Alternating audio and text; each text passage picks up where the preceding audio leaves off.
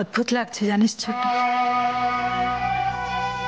আজ ওনাকে এই অবস্থায় এখানে মরে পড়ে থাকতে দেখে পুরোনো দিনের সব কথাগুলো কেন যে বেশি বেশি করে মনে পড়ছে। কেন মনে পড়ছে? হ্যাঁ,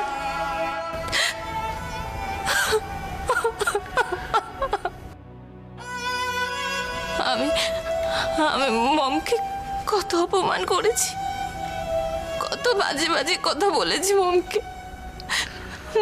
মমকে কিছুই বলে উঠতে পারেনি। দেব, আমি এখানে। দেব, আপনাদের কাজ করা মানে নারী শ্রমিকদের উপর মারধর করা। দেব, আমি এখানে। দেব, মম দেবকে প্রথম দিকে মেনে নেয়নি, কিন্তু তারপর তো মম মেনে নিয়েছিল। তারপর তো সব ঠিক হয়ে গেছিল। তবে এটা কেন হলো? অপলা রয়, অপলা রয়, অমর রহে। অপলা রয়, অমর রহে। অপলা রয়, অমর রহে। অপলা রয়, অমর রহে। অপলা রয়, অমর রহে। অপলা রয়, অমর রহে। অপলা রয়, অমর রহে।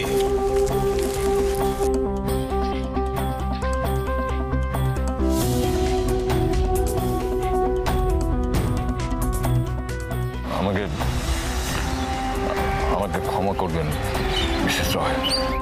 পার্টির পক্ষ থেকে চাঁদা তুলে যেটা হয়েছে সব নাটক, সব নাটক।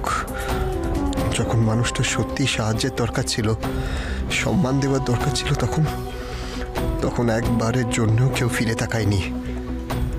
আর এখন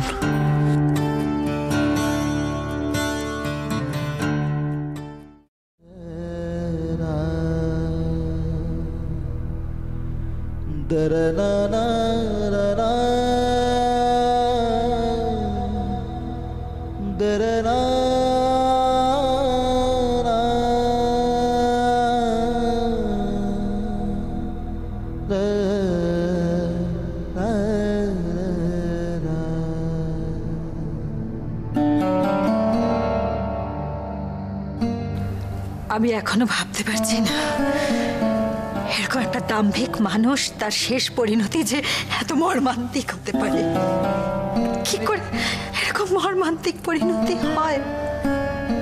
তবে যাই বলো মেজদি, অফুলা রায় কিন্তু নিজের প্রাপ্য সম্মানটা ঠিক পেয়েছে। মানুষটা কিন্তু কোনোদিন হারতে শেখেনি, আর তাই দেখো মৃত্যুর পরে উনি জিতেই গেছেন।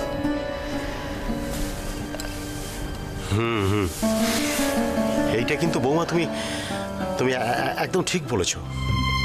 সত্যি মৃত্যুর পরে উনি যেন জিতে গেছেন। দেখো দেখো এখনো কত মানুষ আসছেন ফুলের মালা নিয়ে ওনাকে শ্রদ্ধা জানাতে। আসলে আসলে ওনাদের প্রিয় নেত্রী ছিলেন, তো তাদের প্রিয় নেত্রীকে সম্মান জানাচ্ছেন। এখনো মানুষ আসছেন, কত মানুষ আসছেন সত্যি।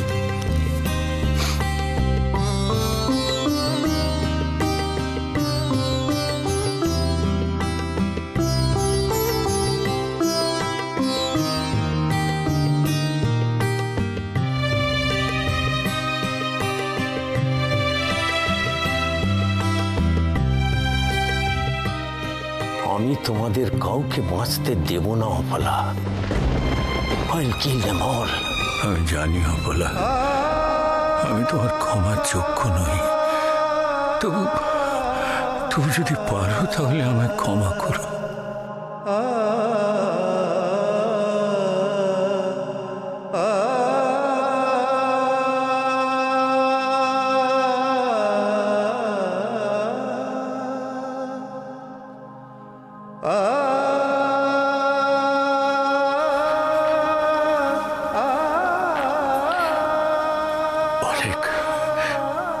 অনেক রাত হয়ে গিয়েছে, আমার মনে হয় এবার বেরোনো উচিত।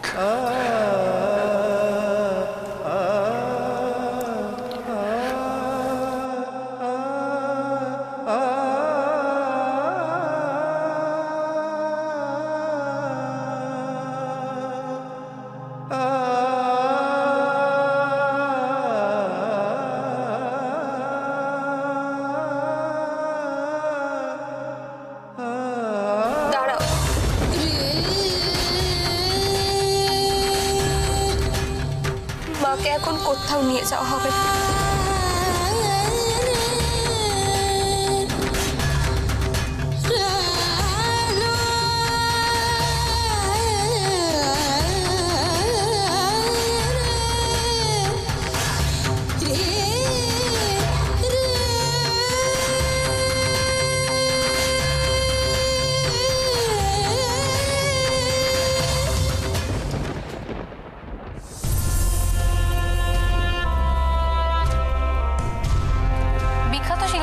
অপলা রায় তার শেষ নিঃশ্বাস ত্যাগ করেছেন।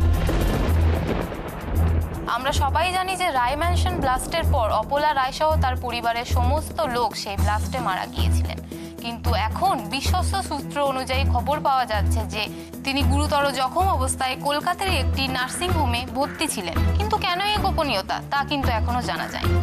অপলা রায় মারা গেছেন? তাহলে পরমাকে কি বলবো? ও যদি জানতে পারে তাহলে তো। দীপ, টুইটি আজ না খুব একটা ভালো নেই, কালকে অনেক বেটার ছিল। কিরকম একটা মনটা ভালো লাগছে না গো। ডাক্তার বলেছেন আজ রাতে কাউকে একটা থাকতে হবে ওর সাথে। আমি থাকবো। শিল্পপতি অপলা রায়ের শেষকৃত্য আজই সম্পন্ন হচ্ছে। আমাদের চ্যানেল থেকে আপনারা তা সরাসরি দেখতে পাবেন। প্রসঙ্গত উল্লেখ্য এই যে অপলা রায় আজই কলকাতার একটি নার্সিংহোমে শেষ নিঃশ্বাস ত্যাগ করেছেন। রয় ম্যানশনের ব্লাস্টে তিনি গুরুতর জখম হয়ে ভর্তি ছিলেন। সবাই ধরে নিয়েছিল যে ব্লাস্টেই তিনি হয়তো শেষ হয়ে গিয়েছেন, কিন্তু আজ জানা যাচ্ছে যে না, তিনি মারা যাননি। এতদিন ধরে মৃত্যুর সাথে লড়ে কিছুক্ষণ আগেই তিনি শেষ নিঃশ্বাস ত্যাগ করেছেন। তার পরিবারের তরফ থেকে জানানো হয়েছে যে আজই তার শেষকৃত্য সম্পন্ন হবে।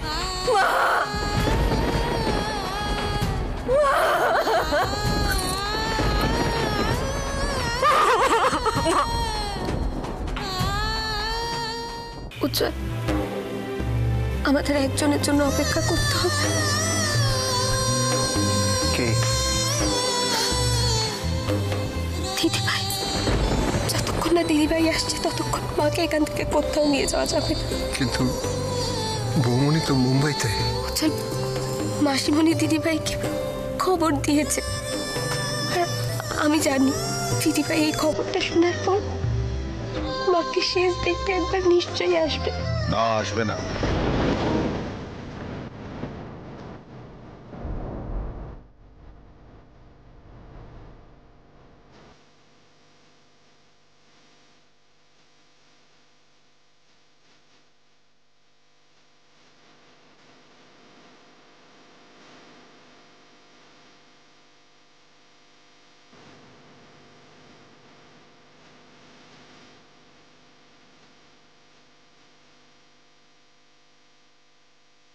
বোন আর কোনোদিন এখানে আসবে না। এভাবে কেন বলছো দাদু ভাই? আমি জানি মনের সঙ্গে এই রায় পরিবারের কারোর আর কোনো সম্পর্ক নেই। তুমি তো দিদিভাইকে চেনো, তাহলে এসব কথা কেন বলছো? যেটা সত্যি সেটা মানতেই হবে। আমার মন আমার কাছ থেকে চিরকালের মতন হারিয়ে গেছে। না দাদা ভাই, আমরাও তো ভাবতে পারিনি রয় ম্যানশন শেষ হয়ে গেল যখন, তারপর আবার তোমাদের সবাইকে ফিরে পাবো। তোমাকে যে আবার দেখতে পাবো এটা তো আমরা কখনো ভাবিনি দাদা ভাই। কিন্তু আস্তে আস্তে ভগবান তো আমাদের সবকিছু ফিরিয়ে দিয়েছে, তাই না বলো? রাশি তো ঠিকই বলছে, তাই না? দেখো, আমরা একটু অপেক্ষা করি, দিদিভাই ঠিক আসবে। দিদিভাইকে আসতেই হবে।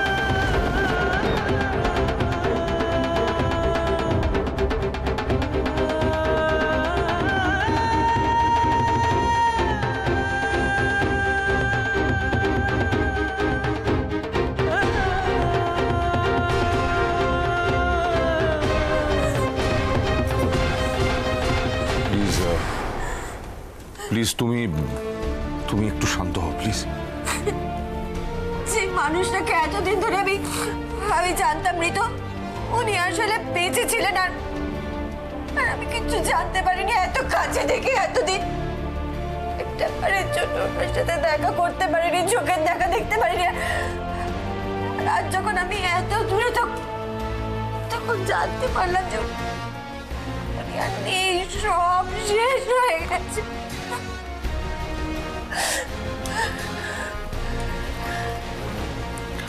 আমি শেষবারের জন্য ওনাকে একবার দেখতে চাই। আমি কলকাতায় যাবো দীপ, যে করেই হোক তুমি একটা টিকিটের ব্যবস্থা করো।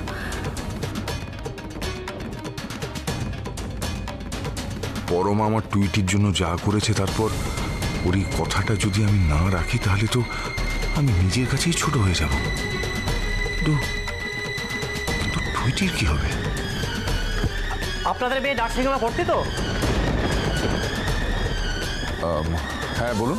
নার্সিংহোম থেকে ফোন এসেছিল, আপনাদের মেয়ে কোনো কথাই শুনছেন না, শুধু নিজের মাকে খুঁজছে। কোনো খাবার দাবার খাচ্ছে না, কোনো ওষুধপত্র খাচ্ছে না, প্রচণ্ড কাঁদছে। ডাক্তার বলেছে এভাবে চললে পেশেন্টকে বাঁচানো যাবে না। প্লিজ আপনারা সেকেন্ডে তাড়াতাড়ি যান।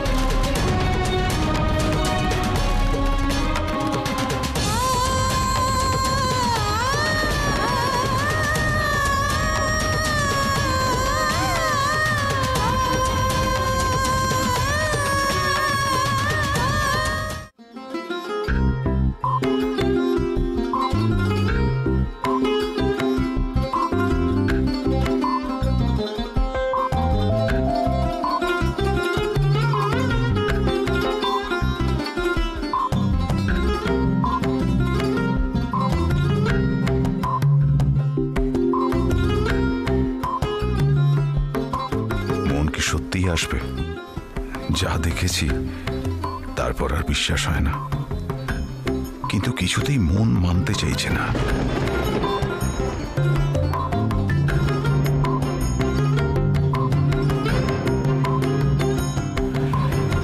কেন বারবার মনে হচ্ছে মন আসবে, আমার মন আসবে।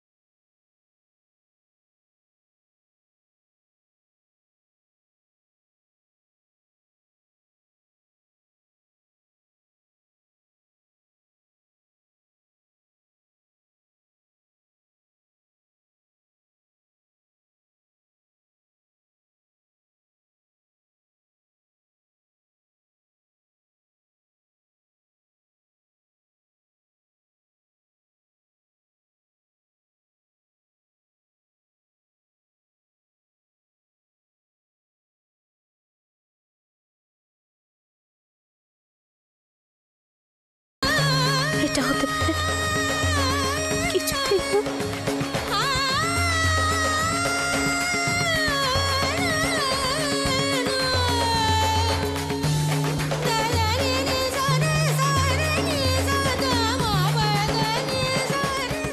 উজ্জ্বল, আমাদের কিন্তু সত্যি অনেক দেরি হয়ে যাচ্ছে, অনেক রাত হয়ে গিয়েছে। তুমি রাশিকে একটু বোঝাও।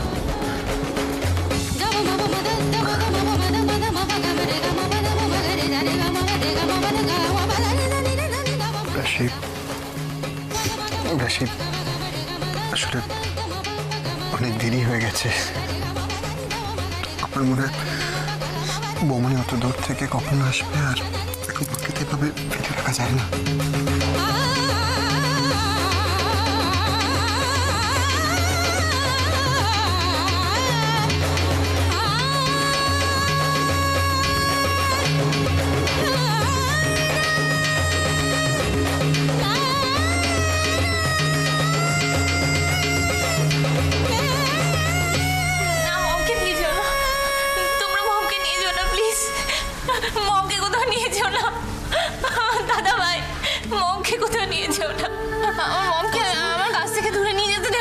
রশ্মি, তোমরা কেন বুঝতে পারছো না?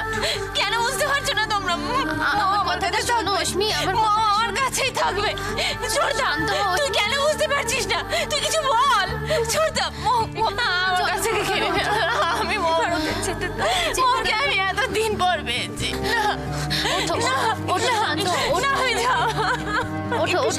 আমি মমকে নিয়ে যেতে দেবো না। ছেড়ে দাও আমাকে, ছেড়ে দাও। ছোড়দা, তুই মমকে কেন নিয়ে যাচ্ছিস আমার থেকে দূরে? মমকে নিয়ে যেও না, মমকে নিয়ে যেও না, মমকে নিয়ে যেও না।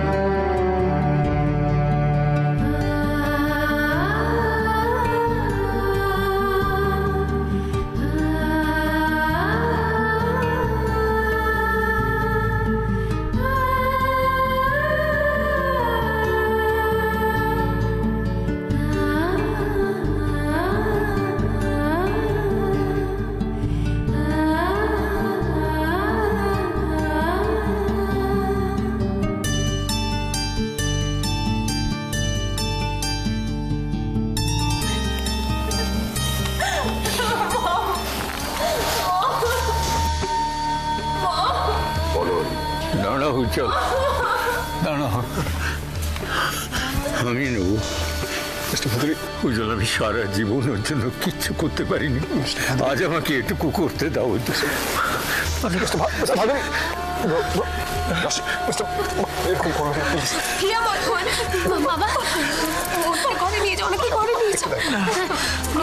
আপনার শরীরটা ভালো না, আপনি কথাটা শুনুন। চলো, তোমার শরীর খারাপ করছে, তুমি চলো।